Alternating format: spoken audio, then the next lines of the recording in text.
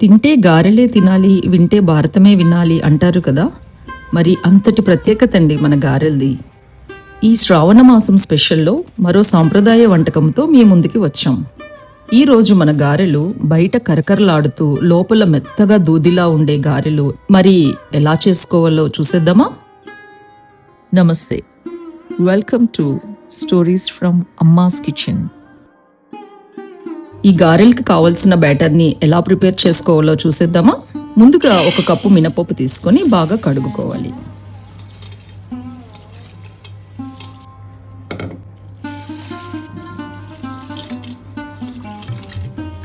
తర్వాత నీళ్లు పోసి 4 గంటల సేపు నానబెట్టుకోవాలి. 4 గంటలు నానబెట్టిన మినపప్పులో నీళ్లు పూర్తిగా తీసేసి తగినంత ఉప్పు వేసి కొంచెం నీళ్లు పోసి మెత్తగా గ్రైండ్ చేసుకోవాలి. బ్యాటర్ మరీ పల్చగా కాకుండా కొంచెం చిక్కగా ఉండేలా గ్రైండ్ చేసుకోవాలి.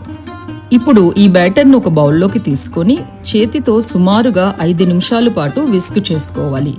ఇలా బ్యాటర్ని బాగా విస్క్ చేయడం వల్ల గారెలు వేసిన తర్వాత మెత్తగా దూదిలా వస్తాయి. ఇది చాలా ఇంపార్టెంట్ టిప్. ఇప్పుడు ఇందులో 1 స్పూన్ సన్నగా తరిగిన అల్లం, 1/2 స్పూన్ పచ్చిమిర్చి, 1/2 స్పూన్ జీలకర్ర, కొంచెం తరిగిన కరివేపాకును వేసుకోవాలి. ఇవన్నీ వేసిన తర్వాత మళ్ళీ ఒక 2 నిమిషాల పాటు విస్క్ చేసుకోవాలి.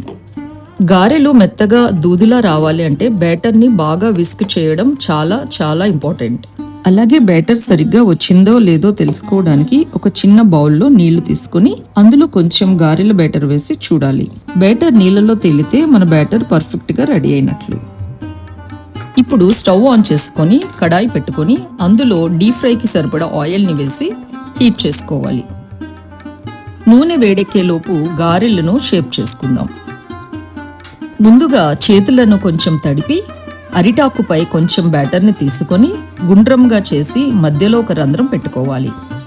అరటి ఆకు లేకపోతే తడి చేతుల మీద కూడా గారెలను షేప్ చేసుకోవచ్చు. ఇప్పుడు షేప్ చేసిన గారెలను జాగ్రత్తగా వేడి నూనెలో వేసుకోవాలి.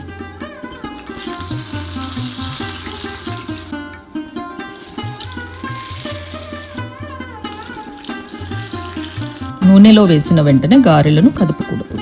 కొంచెం సేపు అలాగే వేయించాలి. గారె పైకి తేలిన తర్వాత రెండో వైపుకు తిప్పుకోవాలి. 2 వైపుల నుంచి గోల్డెన్ బ్రౌన్ కలర్ వచ్చే వరకు వేయించుకోవాలి. గోల్డెన్ బ్రౌన్ కలర్ వచ్చాక నూనెలో నుంచి తీసి ప్లేట్లో వేసుకోవాలి.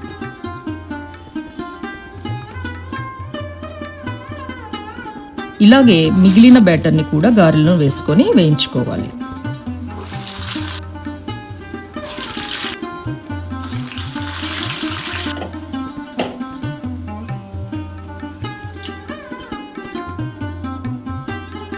అంతేనండి, మన ట్రెడిషనల్ అండ్ టేస్టీగా ఉండే గారెలు రెడీ అయ్యాయి. శ్రావణ మాసంలో స్పెషల్గా చేసుకునే పూజకు నైవేద్యంగా సమర్పించవచ్చు. వీటిని మీకు నచ్చిన చట్నీతో, పచ్చడితో లేదా కూరలతో కూడా సర్వ్ చేసుకోవచ్చు. మీకు నేను చేసిన ఈ ట్రెడిషనల్ గారెలు నచ్చితే మీరు కూడా ఇంట్లో తప్పకుండా ట్రై చేసి చూడండి. చిన్న చిన్న టిప్స్తో చాలా సులభంగా చేసుకోవచ్చు. వీడియో నచ్చినట్లయితే లైక్ చేయండి, మీ ఫ్యామిలీ అండ్ ఫ్రెండ్స్తో షేర్ చేయండి. ఇలాంటి ట్రెడిషనల్ వంటలు, everyday recipes, simple and tasty home made recipes కోసం మన స్టోరీస్ ఫ్రమ్ అమ్మాస్ కిచెన్ ఛానల్ను సబ్స్క్రైబ్ చేయండి. అందరికీ శ్రావణ మాస శుభాకాంక్షలు. మళ్ళీ ఇంకో రెసిపీతో కలుసుకుందాం. Thank you.